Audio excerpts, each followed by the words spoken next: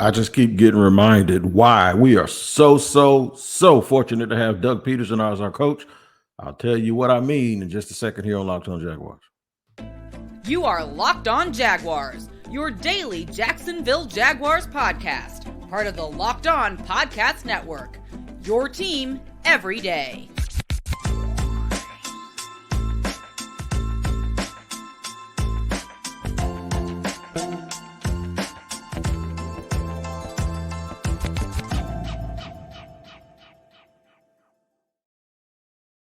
Thank you guys for joining me once again here on the Locked On Jaguars podcast, where it's your team every day. And we thank you for making us your first listen. I'm the host of said podcast, Tony Wiggins. And I want to remind you that it is free to subscribe to our YouTube page. That is Locked On Jaguars. Make sure you go hit that like button and also hit the bell so you get notifications whenever we drop an episode. And if you listen to audio podcasts, wherever that might be, make sure you just tap in every single day to ensure that you don't miss an episode. This episode of Locked On Jaguars is brought to you by eBay Motors. A championship team is about each player being a perfect fit. Same with your vehicle. So for parts that fit, head to eBay Motors and look for the green check. Stay in the game with eBay Guaranteed Fit.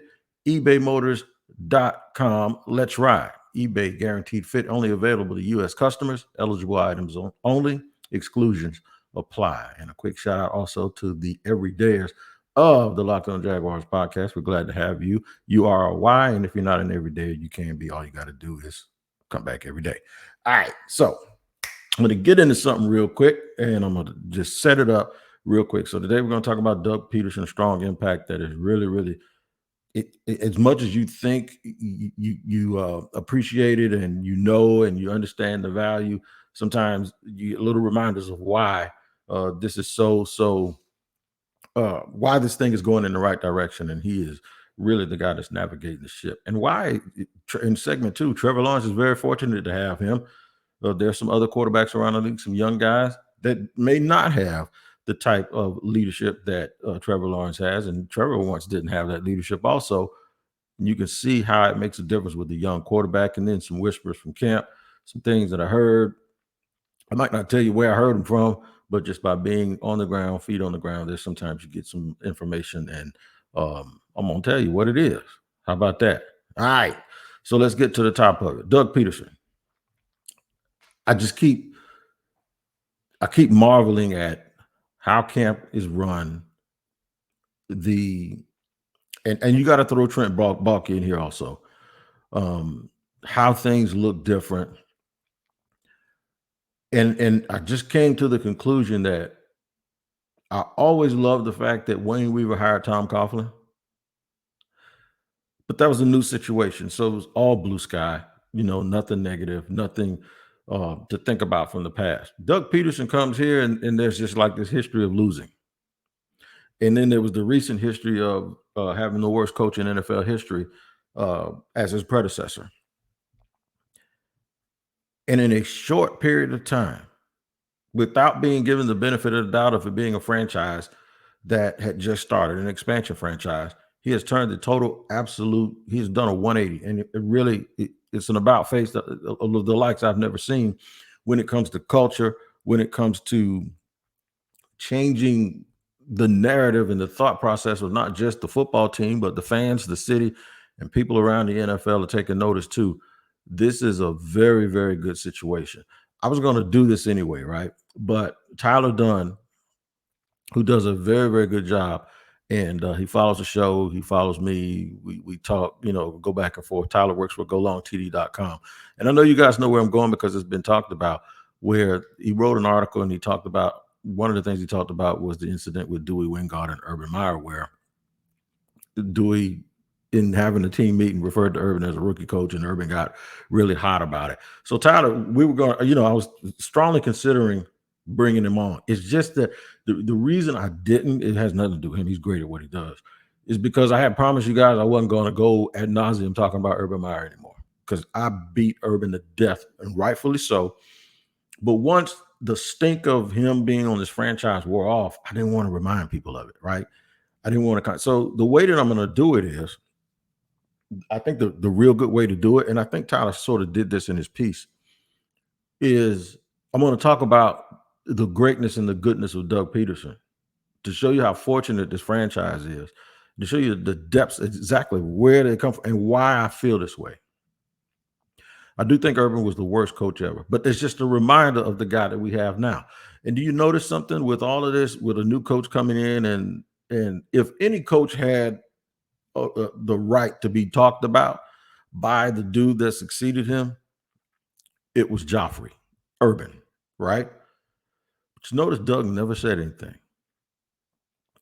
And I brought that up too. What really, before Tyler's article and his piece, what made me think about it was, and this is something I was going back and forth a little bit on Twitter earlier, and then I even Ross Jackson from Locked On Saints, we were joking about it in our private thread. Sean Payton, with what he said about Nathaniel Hackett and Nathaniel Hackett's response. Doug Pederson never said anything like that. And they went, and he's won a Super Bowl just like Sean Payton. And look what happened. They had a monumental success last year.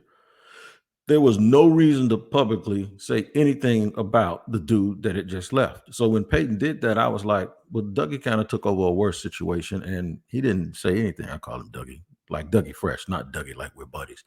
But I just love the high road. I love the get to work aspect.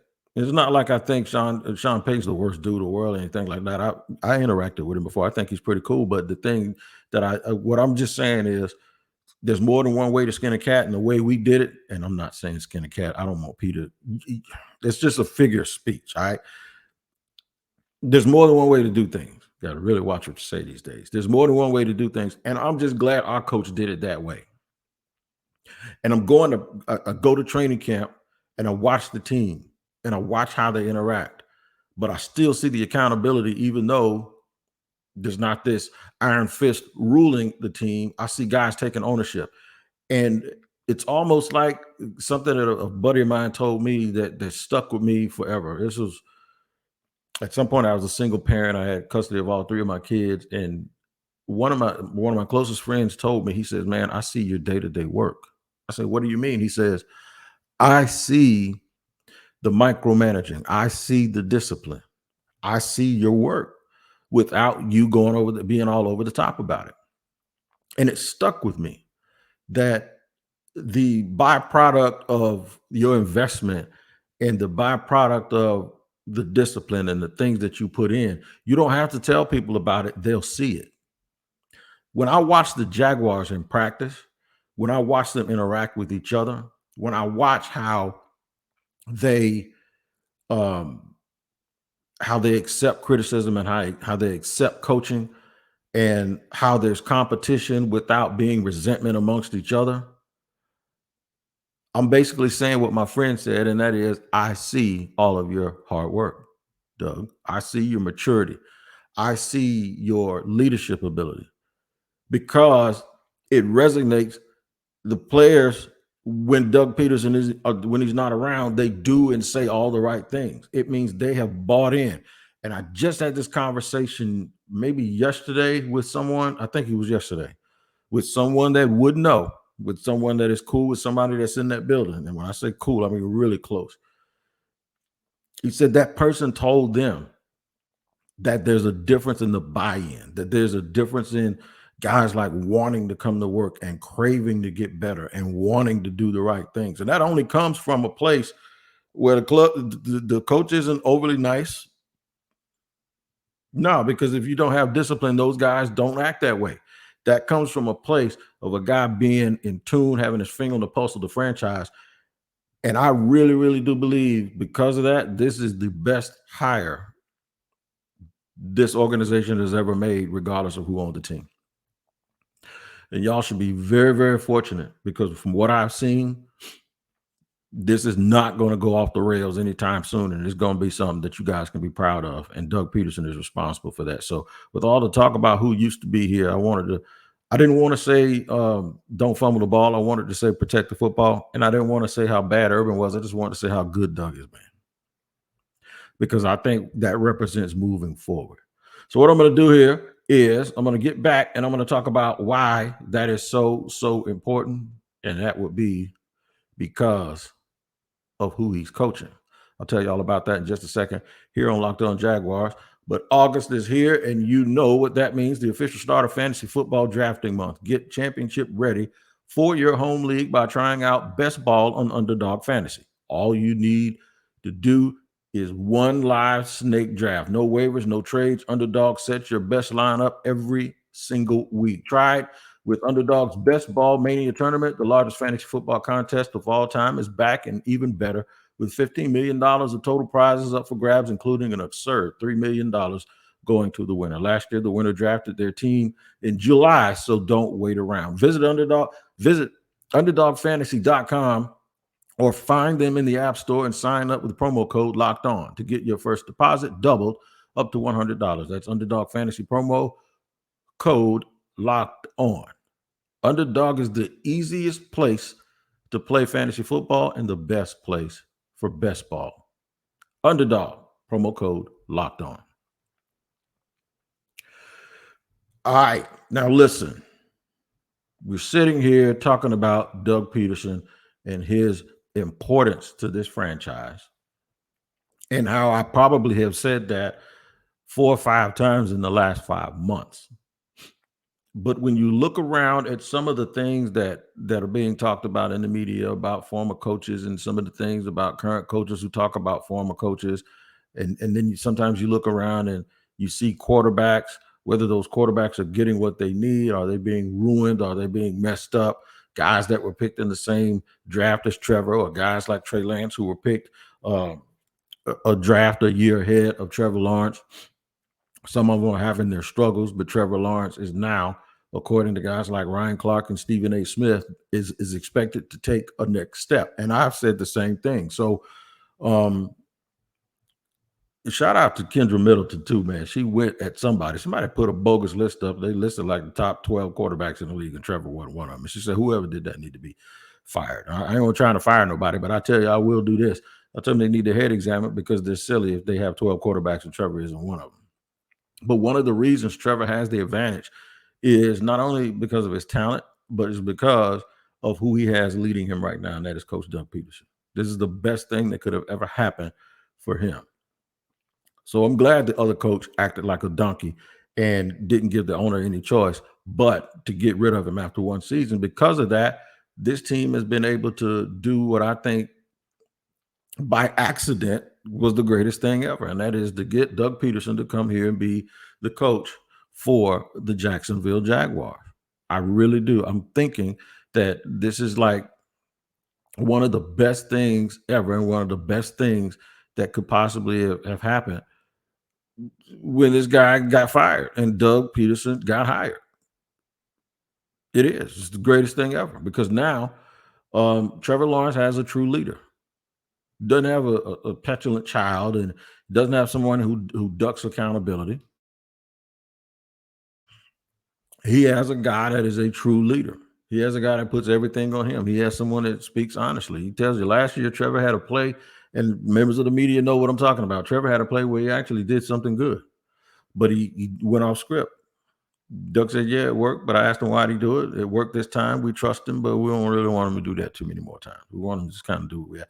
So it's all of that. It's the honesty, it's the accountability, it's the trust, it's the whenever you need an answer for something, Doug's going to give it to you. He's not going to hide from it. So that means if he gives it to you, there's no need to parade Trevor Lawrence out there in front of the media like a press secretary and have Trevor Lawrence doing and saying things. Have you noticed the difference? Have you noticed that you hear less from Trevor at the podium?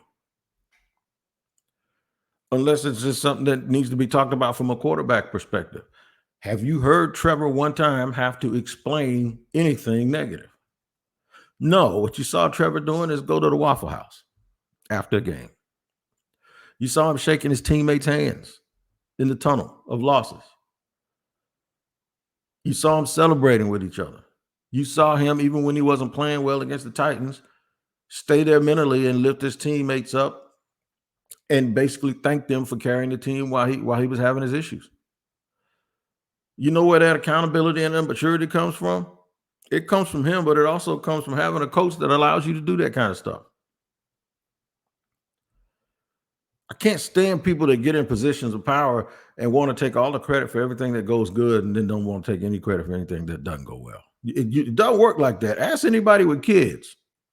Your kids go to school and act up. What do people say? What's going on at his house? The first thing they do when they see little Johnny acting out is they say, what's wrong? There's got to be some underlying thing. So really, they're deflecting off of the player or the person, and they're looking at the leadership. That's the way it's supposed to be. It didn't work out like that all the time. Sometimes Johnny just got some issues. But in this case, we are never left guessing. Doug Pederson takes responsibility for everything. And when he doesn't need to take responsibility for it, guess what he does? He'll tell you who does. He has to do this a little bit better. We want him to get better. We think he can. This is what we'll require. Remember when Doug was calling real aggressive plays and folks were like, run the ball. I couldn't believe what I was hearing from people. I love running the football. Doug loves running the football. You don't believe it? Go check his record. But we had Trevor freaking Lawrence. Now I'm gonna tell you something. This is a year after everybody said, give Trevor the ball and just get out of the way. But we have Trevor Lawrence, and folks are like, they need to run the ball more. They're doing too much. That's why we lost the game. When the Jaguars were 2-7, I remember every single week that's what people were saying. And I'm sitting here, I'm scratching my head. I'm like, wait a minute, y'all telling me the kid is going to rival Patrick Mahomes and Joe Burrow and Josh Allen, but you're saying the coach needs to take the ball out of his hand. And lo and behold, we go to a press conference. And somebody asked him about play calling. And to not quote him, but I'll paraphrase, Doug Pederson goes, we're going to put more on him. We're going to keep asking him to make those tough throws. Yeah, and we're going to ask him to do more because we think he can do it. He just has to play better and be smarter. When you have superior talent, you better coach like they're superior. You don't get all conservative when you have a generational type gunslinger. You let him go to work. You let him let it rip. So this is another thing. I'm not making it easier on him. He's got the mental capacity.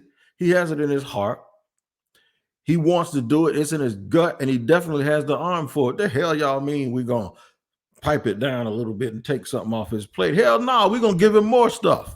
Matter of fact, he's going to get the whole buffet. And I loved it. Now, he didn't say all that. That's me kind of interpreting what he said. So, but the point is, you get it.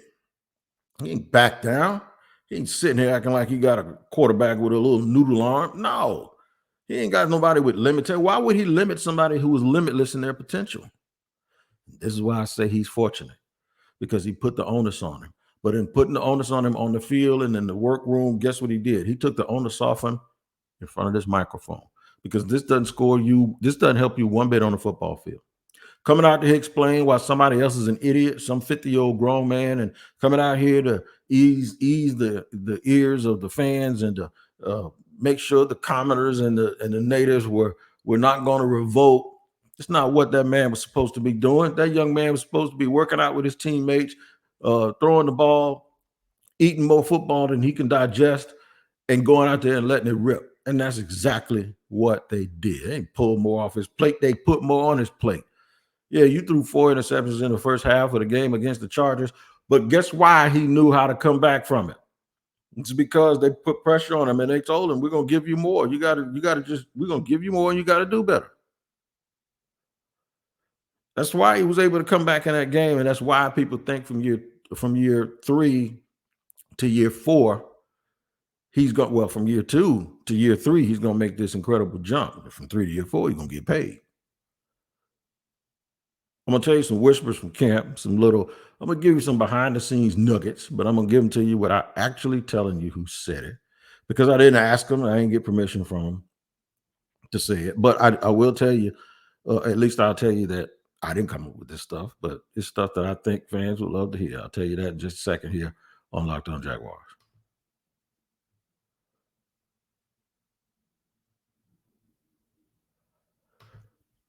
All right. Rolling along on my Doug Pederson Appreciation Day. That's what it is, man. Final segment. We talked in the first segment about Doug Peterson's impact and how strong it is. And then in segment 2, we parlayed that into some Trevor Lawrence love and why Trevor's so fortunate to have someone like Doug Peterson, just from reminders of what's going on around the league and what has gone on in the past and what these Jaguars have come from in the last 15, 16 months has been incredible. Incredible. Whispers from camp. Why am I so enthusiastic about certain things? First of all, I hope I didn't say this already and tell y'all who said it, but one of the well-known people told me, and in fact, there were 2 very well-known people we were having this conversation, and told me that the coaches or some of the coaches told them that some of the offensive linemen were raving about Trayvon Walker. Guys that were here last year that played against them basically have said that it's night and day. It's a world of difference. Because I saw some stuff online with people going to practice saying that Trayvon didn't do this and Trayvon didn't do that. That's fine. Even if you're a former player, I'm not trying to tell you that you're lying or telling you that you're wrong. I'm just giving a little bit of a different perspective. And then some people don't really know what a guy's supposed to be doing on a certain play. Most do. But one of the things that I heard is that other players are like tripping on how good he is this year. How his hand usage is a lot different. How he seems quicker, stronger, more sure about exactly what it is he's supposed to be doing. Other whispers are that Devin Lloyd has quietly had a really, really, really good camp. He understands exactly what it is he's supposed to be doing. And he's doing it well. And they're putting him in positions that he probably understands a little bit better. And I think they understand how to use him a little bit better. But the best thing about Devin Lloyd is he's had a healthy training camp. And he did not have that last year. He had a hamstring injury. And we think that kind of slowed him down. I talked the other day about Antonio Johnson. He's been talked about on multiple occasions, not only from the defensive staff, but the special team staff about him as a gunner. He's going to be a very, very important part of this team this year. He's being coached real well too by Deshae Townsend and of course the assistant DB coach T. Mitchell. He's being coached very, very well in that group. That group as a whole is one of those groups. I talked about all of the groups are really like this. They're really close to receivers, the edge rushers, the offensive line. But that DB group, because of the nature of that position, DB is the hardest thing in the league other than quarterback to play. But quarterback has to be really measured. DBs don't. They have to have a short memory. But they really also have to go out every single play, and they gotta psych themselves up, man, and yoke themselves up to really be to be able to be effective, and they've done a good job by that. I think Latavius Brini, with his size, he's a rookie out of Arkansas. He's 6'2", 215 pounds.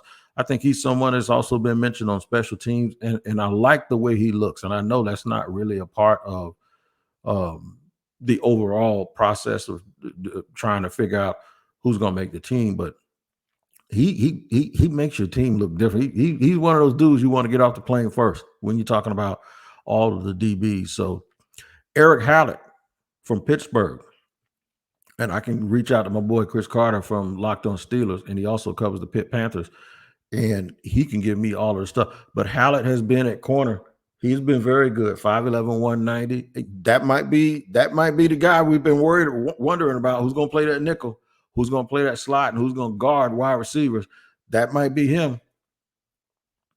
I told you, and I didn't just tell you, but I told you that I bumped into somebody at camp, and they were like, oh, gee, a lot of these dudes, it's going to be some new guys that are going to make some noise and make this team, so it might make some names of some other guys a little bit expendable. Like I like Daniel Thomas, but you got to think about guys like him. And of course, Chris Claybrooks, with all the stuff he has going on, on off the field or whatever. Monteric Brown, the second-year player from Arkansas. Is he someone else that they look and go, now we like you, but how much? What about Trey Herndon? At some point, if one of these dudes steps up and rises up, does that mean that some of these names that won't be around? I think Wingard's okay. And of course, future All-Pro Andre Cisco, that's what I call him, and Rayshon Jenkins, they're on the team. So now when you start talking about Johnson, when you start talking about Antonio Johnson and maybe Brini cracking the lineup as well, along with Eric Hallett, now you have to start looking around at some of these other players going, where's the room for them? Where's the room for that veteran? And see who has guaranteed money and who doesn't. And then you might know who might be here and who might not be here. Brandon McManus is going to have y'all thinking about Josh Colby, because I think that leg is just that strong. I think he is very, very good. Last but not least, Doug Pederson singled out Travis Etienne. And I know a lot of people, including me, have been raving about Tank Bigsby and the change of pace and his skill set. Listen, coach said he thinks Etienne will be able to get downhill, and that spacing, I believe, will be created by better blocking and better tight end play. Also, Calvin Ridley's presence. So now teams are going to be trying to stop that. And he says 1,600 to 1,700 yards. So with all of this speculation that Tank Bigsby is going to have to somehow take some of the lunch money from Etienne, it's a good thing. Don't make it a negative story. It's a good thing that Tank Bigsby is that good, because iron sharpens iron. But make no mistake about it, Travis Etienne is that guy. And Doug Pederson basically put everybody on notice yesterday by saying 1,600 to 1,700 yards. Rushing, not total, rushing. If he does that, he'll be an MVP candidate. And then you hit him with a little tank, and you never know, man. This could be one of the most prolific offenses in the league, and I think they have a very good chance of doing that. The chances of you being entertained go up higher and higher if you check out Locked On NFL, which comes on every single day. The motto is it's your team every day, right? So check out that on the YouTube page, and then wherever you get your audio podcast. I almost bit my tongue again. Wherever you get your audio podcast, make sure you check that out. I want y'all to have a good weekend. Football is back. In a week, the Jaguars will play a preseason game, and y'all will tell me how tired of that preseason game you are, and you can't wait to get to the regular season. You can't get to the regular season until you go through the preseason, though. So we'll continue to have more from you from camp. It'll be a busy camp weekend. Obviously, they limit some access as they start getting closer with installations and all of that. So we'll give you whatever we can. Until then, you guys make sure you take care of each other. I'll do the same. I'll see you next time on Locked On Jaguars.